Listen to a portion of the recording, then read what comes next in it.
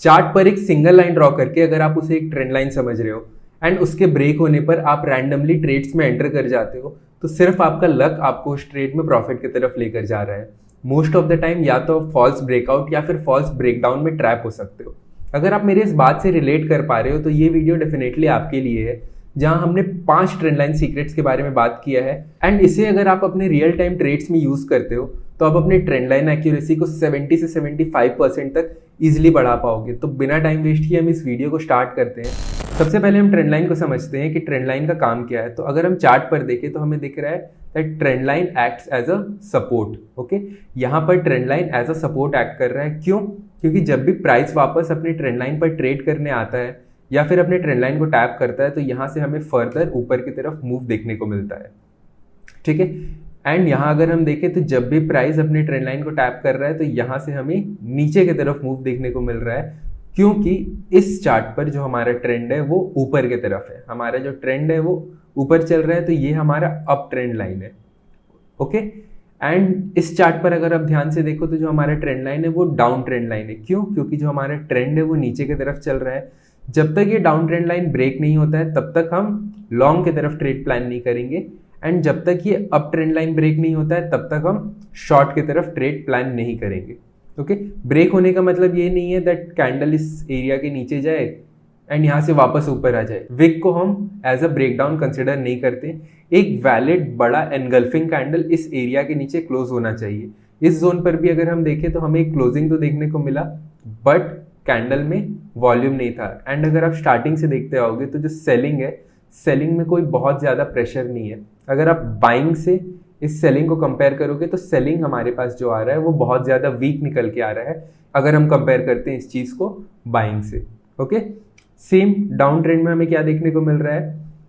Price वापस अपने trend line पर आता है, यहाँ से नीचे की तरफ मूव। प्राइस अपने ट्रेंड लाइन पर आता है, यहाँ से नीचे की तरफ मूव कर जाए। तो इन सब चीज़ को मिलाकर हम एक वैलिड ट्रेंड लाइन को आइडेंटिफाई कर सकते हैं। बट इसके अलावा 5 ऐसे पॉइंट है जो हमें इस ट्रेंड लाइन पर ध्यान देना है एंड डिप्लॉय करना है, जिससे जो हमारा एक्यूरेसी है ट्रेंड लाइन में वो बढ़ जाएगा। यहाँ अगर हम देखें तो जब ट्रेंड लाइन ब्रेक होता है एंड हमें ट्रेंड रिवर्सल देखने को मिलता है तो जो बाइंग है वो बहुत शार्प आता है। अगर इस एरिया पर बाइंग स्लो एंड स्टेडली आ रहा है, ठीक है, बाइंग में बहुत ज़्यादा प्रेशर है नहीं, बहुत सारे लोग इंटरेस्टेड है नहीं बाइंग के लिए। अगर बाइंग बहुत स्लोली आएगा तो मोस्ट प्रोबेबली हम इस एरिया पर ये आइडेंटिफाई कर सकते हैं कि जो हमारा ट्रेंड लाइन है वो यहाँ से फॉल्स ब्रेकआउट देकर सारे रिटेलर्स को ट्रैप करके नीचे चला जाएगा। बट क्योंकि ये जो मूव आया है ये बहुत ज़्यादा स्ट्रांग है तो इसे हम वैलिड ब्रेकआउट कंसिडर करने वाले हैं। आने वाले टाइम पर आपको समझ आएगा इस चीज़ को हम चार्ट पर कैसे रिलेट कर रहे हैं। सेकेंड, अगर हम देखें जब हमारा अप ट्रेंड लाइन ब्रेक होता है, इस जोन पर हमारा डाउन ट्रेंड लाइन ब्रेक हुआ था। जब हमारा अप ट्रेंड लाइन ब्रेक होता है तो अगेन हमें एक बड़े एनगल्फिंग कैंडल के साथ, एक वॉल्यूम कैंडल के साथ ब्रेकडाउन देखने को मिलता है। इस सेलिंग में हमें कंटिन्यूएशन भी देखने को मिलता है एंड एक वैलिड पुल बैक के बाद हमें यहाँ से नीचे की तरफ फर्दर मूव कंटिन्यू होते हुए दिखता है। आपके लिए एक बोनस पॉइंट है लास्ट में, एक ऐसा ट्रेडिंग स्ट्रेटेजी जिससे आप 2-3 अलग प्राइस एक्शन के इंस्ट्रूमेंट को यहाँ कंबाइन करके इस ट्रेड को और एक्यूरेट बना सकते हो। जहां हम अभी 70 से 75% का बात कर रहे थे, आप इसे 85% तक भी ले जा सकते हो इजीली। तो वो आपको वीडियो के लास्ट में देखने को मिलेगा, इसलिए मेरा रिक्वेस्ट है कि आप वीडियो को बिना स्किप किए एंड तक जरूर देखिएगा। यहाँ हमारे पास 5 इंपॉर्टेंट पॉइंट्स है जिसे यूज करके हम ट्रेंड लाइन को ट्रेड करने वाले। ओके, यहाँ हमारे पास ऑब्वियस ट्रेंड लाइन का एक एग्जाम्पल है जहाँ हम देख सकते हैं दैट अगर आपको इस जोन पर ट्रेंड लाइन ड्रॉ करना हुआ तो आपको बहुत ज़्यादा प्रॉब्लम नहीं आएगा। अगर आप देखोगे चार्ट को तो आपको समझ आ जाएगा दैट यहाँ हायर लो का फॉर्मेशन हो रहा है एंड फर्स्ट पॉइंट को सेकंड पॉइंट से कनेक्ट करके हम इजीली ड्रॉ कर सकते हैं। यहाँ हमें ट्रेंड लाइन को फिट करने का ज़रूरत नहीं पड़ रहा है, या फिर जो हाई और लो है वो ज़्यादा ऊपर या नीचे तरफ नहीं है जिसके कारण हमारा ट्रेंड लाइन फिट नहीं हो रहा है। सिंपली हमने फर्स्ट पॉइंट को सेकेंड पॉइंट से कनेक्ट किया एंड लाइन को आगे की तरफ एक्सटेंड कर दिया, तो ये हमारा जो ट्रेंड लाइन है ये ड्रॉ हो जाता है, जिसे हम बोलते हैं ऑब्वियस ट्रेंड लाइन। सेकेंड, हम बात करेंगे multiple touches indicates the trend. यहाँ एक एग्जांपल लेते हैं। आपके घर में 2 वॉल है, आपने किसी सॉलिड ऑब्जेक्ट से फर्स्ट वॉल को हिट किया जिसमें 4 या 5 हिट के बाद वॉल में डैमेज आने लगा, लेकिन सेकेंड वॉल में 10-12 हिट के बाद भी डैमेज नहीं आ रहा है। तो ऑब्वियसली हम यही मानकर चलेंगे दैट हमारा जो सेकंड वॉल है वो बहुत ज़्यादा स्ट्रांग है अगर हम कंपेयर करेंगे फर्स्ट वॉल से। तो सेम यही फॉर्मूला हमें ट्रेंड लाइन में अप्लाई होते हुए दिखता है। बहुत से लोग आपको ये बताते हैं दैट ट्रेंड लाइन अगर 3-4 बार टैप हो चुका है तो अब वो ट्रेंड लाइन वीक हो गया है, बायर्स अब वहाँ इंटरेस्टेड नहीं है बाइंग करने के लिए। नहीं, ये ऐसे वर्क नहीं करता है। अगर आप चार्ट पर देखोगे, जब प्राइस अपने ट्रेंड लाइन को टैप करके ऊपर की तरफ जाता है एंड अपने प्रीवियस हाई से ऊपर क्लोज हो जाता है, मतलब अभी भी बायर्स इंटरेस्टेड है इस जोन पर बाय करने के लिए। ओके, फॉर एग्जाम्पल अगर हम लोग इस ट्रेंड लाइन पर देखें तो प्राइस ट्रेंड लाइन पर ट्रैप करके यहाँ से अपने प्रीवियस हाई से ऊपर की तरफ क्लोज नहीं होता है। ओके, प्राइस में न्यू हायर हाई का फॉर्मेशन नहीं होता है, बल्कि यहाँ एक लोअर हाई का फॉर्मेशन हो जाता है।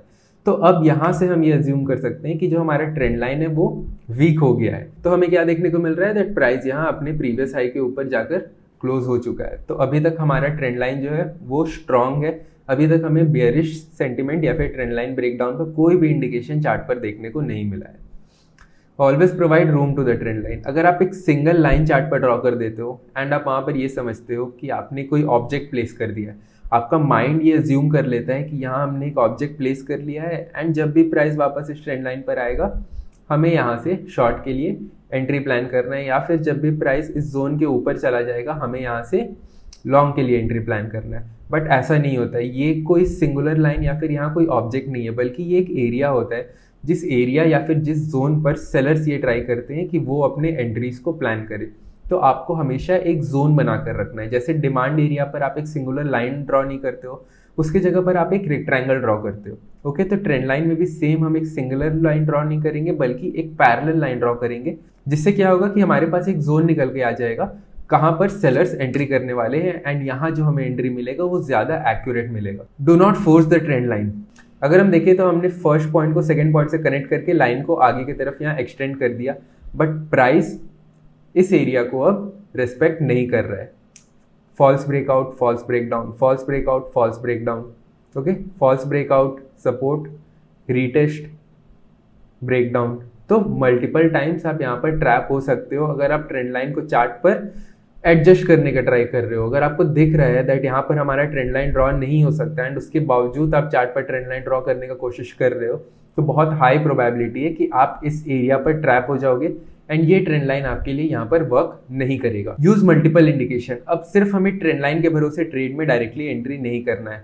ओके, यहाँ हमें देखने को मिल रहा है हमारे पास एक सपोर्ट जोन है। जब ये सपोर्ट ब्रेक हो जाता है तो अब ये एरिया हमारे लिए क्या बन जाता है, एक रेजिस्टेंस एरिया। ठीक है, यहाँ हमारे पास एक मूविंग एवरेज लाइन भी है, एक डाउन ट्रेंड लाइन यहाँ से चलते हुए आ रहा है। जो ब्रेकआउट हमें देखने को मिला ट्रेंड लाइन में, ये एक बड़ा बुलिश कैंडल है जिसने अपने प्रीवियस रेड कैंडल के बॉडी को पूरे तरीके से एनगल्फ कर दिया एंड प्राइस अब वापस इसके ऊपर जाकर रीटेस्ट करने आता है एंड यहाँ से हमें स्ट्रॉन्ग अपसाइड का मूव देखने को मिलता है। अगर आप ध्यान से देखो, जब प्राइस अपने इस रेजिस्टेंस एरिया से रिजेक्ट हो रहा था तो प्राइस न्यू लो की तरफ नहीं जा पा रहा था एंड यहाँ पर जो सेलिंग भी हमें देखने को मिल रहा है वो बहुत ज़्यादा वीक है। तो ये चार्ट के पीछे का कुछ साइकोलॉजी है, ह्यूमन साइकोलॉजी, जो आपको रीड करने आना चाहिए दैट यहाँ पर सेलर्स इंटरेस्टेड नहीं है शॉर्ट करने के लिए। एंड साथ में यहाँ मूविंग एवरेज का सपोर्ट भी हमें देखने को मिल रहा है एंड जो वॉल्यूम हमें देखने को मिला इस ब्रेकआउट में, ये वॉल्यूम भी हमें बहुत स्ट्रॉन्ग देखने को मिला अगर आप प्रीवियस कैंडल से कंपेयर करोगे तो। ओके, तो स्ट्रॉन्ग वॉल्यूम के साथ हमें ब्रेकआउट देखने को मिला, एक एनगल्फिंग कैंडल का ब्रेकआउट हमें देखने को मिला, साथ में ट्रेंड लाइन का ब्रेकआउट था एंड प्राइस ने मूविंग एवरेज पर एक सपोर्ट भी प्लान किया था एंड प्राइस अपने रेजिस्टेंस एरिया से जब रिजेक्ट हो रहा था तब प्राइस न्यू लो की तरफ नहीं जा रहा था। साथ में जो सेलिंग हमें देखने को मिला वो बहुत ज़्यादा वीक था। तो ऐसे बहुत सारे इंडिकेशंस को कंबाइन करके आप अपने ट्रेड्स को ज़्यादा एक्यूरेट बना सकते हो।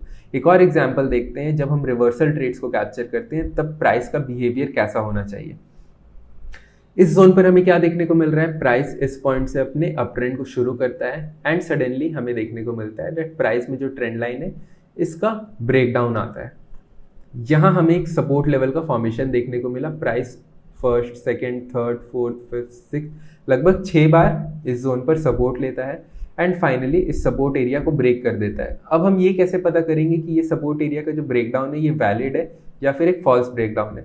तो हमारे पास एक और इंडिकेशन है दैट हमारा ट्रेंड लाइन भी ब्रेक हुआ है एंड जब ट्रेंड लाइन ब्रेक होता है तो अगर आप प्रीवियस हाई को देखोगे तो इसने अपने प्रीवियस हाई के ऊपर ट्रेड नहीं किया। ओके, तो यहाँ से हम क्या अज्यूम कर सकते हैं कि जो बायर्स है उनमें स्ट्रेंथ खत्म हो रहा है एंड अब सेलर्स यहाँ पर एंट्री प्लान कर सकते हैं। क्यों कर सकते हैं? क्योंकि प्राइस ने नया हायर हाई का फॉर्मेशन नहीं किया बल्कि हमें यहाँ पर एक लोअर हाई का फॉर्मेशन होते हुए दिखा। एंड अगर आप इन दोनों पॉइंट को नीचे की तरफ कनेक्ट करके आगे लाइन ड्रॉ करोगे तो प्राइस जब वापस अपने डिमांड एरिया पर ट्रेड करने आता है, जो पहले डिमांड एरिया था अब ये सप्लाई एरिया बन चुका है या फिर रेजिस्टेंस एरिया बन चुका है, तो यहीं से हमें एक डाउन ट्रेंड लाइन का फॉर्मेशन भी देखने को मिलता है। ओके, तो अप ट्रेंड लाइन का ब्रेकडाउन, सपोर्ट एरिया का ब्रेकडाउन जो अब इस सपोर्ट एरिया को रेजिस्टेंस बना देता है, एंड अब ऊपर से हमारे पास जो डाउन ट्रेंड लाइन आ रहा था प्राइस उस पर जाकर वापस टैप करता है, तो सपोर्ट एरिया का retest and down trend line पर प्राइस वापस आकर ट्रेड करता है। तो इन जोन्स पर हम अपने ट्रेड को प्लान कर सकते हैं, जहां आपको 1:5 से लेकर 1:6 का रिस्क टू रिवॉर्ड ईजिली मिलेगा। एंड अगर आप देखो तो प्राइस जब यहाँ ब्रेकडाउन शो करता है हमें एंड रीटेस्ट करने के बाद प्राइस में वॉल्यूम कम नहीं हो रहा है। ओके, प्राइस का वॉल्यूम जो है वो डिक्रीज नहीं हो रहा है, वो स्टेबल है, मतलब सेलर्स यहाँ से अभी तक बाहर नहीं निकले। सेलर्स का अभी भी इंटरेस्ट है मार्केट को वो और नीचे की तरफ लेकर जाना चाहते हैं, जिससे होता ये है कि प्राइस यहाँ से नीचे की तरफ जाकर अपने प्रीवियस लोस को टच करता है एंड जितने भी रिटेल ट्रेडर्स का स्टॉप लॉस इन स्विंग्स के नीचे था उन सब को हिट कर देता है। तो आई होप आपको ये वीडियो पसंद आया होगा। अगर आपको वीडियो पसंद आया हो तो प्लीज़ वीडियो को लाइक एंड चैनल को सब्सक्राइब कीजिएगा। मिलते हैं हमारे नेक्स्ट वीडियो में, तब तक के लिए बाय।